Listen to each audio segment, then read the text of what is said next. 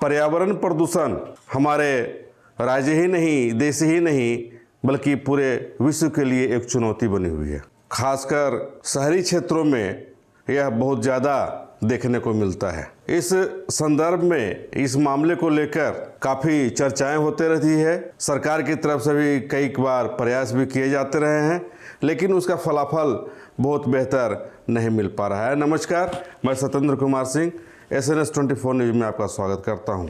अगर आपको नए नए विषयों पर नए नए तथ्यों की जानकारी चाहिए तो हमारे चैनल के साथ जुड़ें, लाइक, शेयर और सब्सक्राइब जरूर करें। हम बात कर रहे थे पर्यावरण की। पर्यावरण पूरे विश्व के लिए एक चुनौती बना हुआ है और इसमें कई कारण हैं। पर्यावरण प्रदूषित होने के कई कारण हैं और प्रदूषण के कारण कई तरह की बीमारियां उत्पन्न होती है, कई लोगों की जानें चली जाती है। उसके बाद भी लोग नहीं चेत रहे हैं।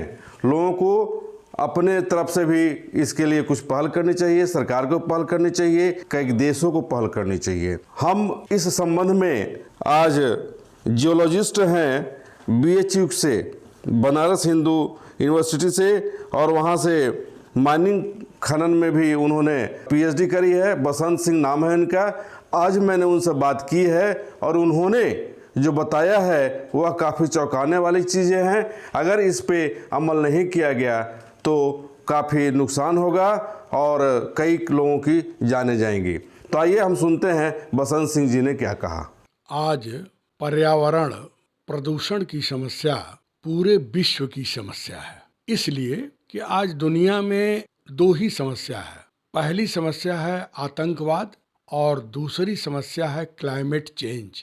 जैसा कि आप जानते हैं, प्रथम विश्व युद्ध में लगभग 5 करोड़ लोग मारे गए और द्वितीय विश्व युद्ध में लगभग 15 करोड़ लोग मारे गए।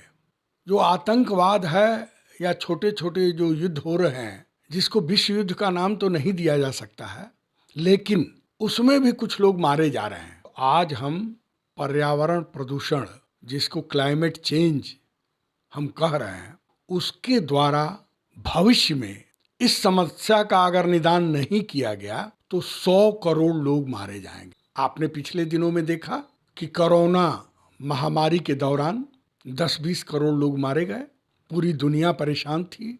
उसी तरह से आज पर्यावरण प्रदूषण दुनिया की सबसे बड़ी समस्या है। तो उस समस्या के अंदर इस समस्या का कारण क्या है, इसका निवारण क्या है, इस समस्या का समाधान क्या है और सच में समस्या क्या है, आज दुनिया के तमाम सारे वैज्ञानिक चिंतित हैं।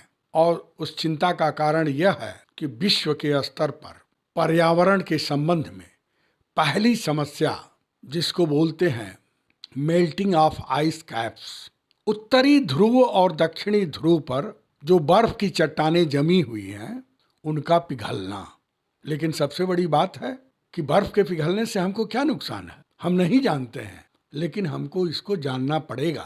मेल्टिंग ऑफ आइस कैप्स, दुनिया का जितना भी पानी है, जल है, चाहे वह समुद्र में हो, चाहे वह जमीन में हो, चाहे वह जमीन के अंदर हो, पूरे जल का, संपूर्ण जल का 20% जल जो है बर्फ के रूप में उत्तरी और दक्षिणी ध्रुव में जमा हुआ है। तब समस्या क्या है भाई? समस्या यह है कि अगर इसी तरह से पोल्यूशन बढ़ता रहा, वातावरण का प्रदूषण बढ़ता रहा, इसी तरह से कार्बन डाइऑक्साइड की संख्या की मात्रा वातावरण में बढ़ती रही, तो carbon dioxide, carbon monoxide, fluorocarbon, chlorocarbon, bromocarbon, ये जितने भी कार्बन हैं, ये ग्रीन हाउस इफेक्ट वातावरण के अंदर देते हैं। ग्रीन हाउस इफेक्ट का मतलब इनकी उपस्थिति में आपके वातावरण का टेम्परेचर बढ़ेगा। अगर पूरी दुनिया का औसत तापमान 4 डिग्री सेंटीग्रेड बढ़ता है तो वैज्ञानिकों का कहना है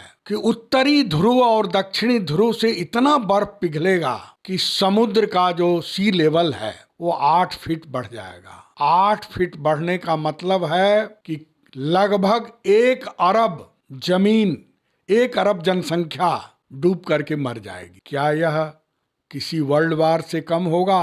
क्या यह कोरोना महामारी से कम होगा? इसका मतलब है कि इसके लिए हमको तैयार रहना पड़ेगा। जब भी कार्बन डाइऑक्साइड की मात्रा वातावरण में बढ़ेगी, टेम्परेचर बढ़ेगा, बर्फ पिघलेगी और समुद्र का सतह बढ़ेगा और समुद्र के किनारे जो जनसंख्या, जो पॉपुलेशन पूरी दुनिया में रहती है वो सबमर्ज हो जाएगी, जलमग्न हो जाएगी और डूब जाएगी।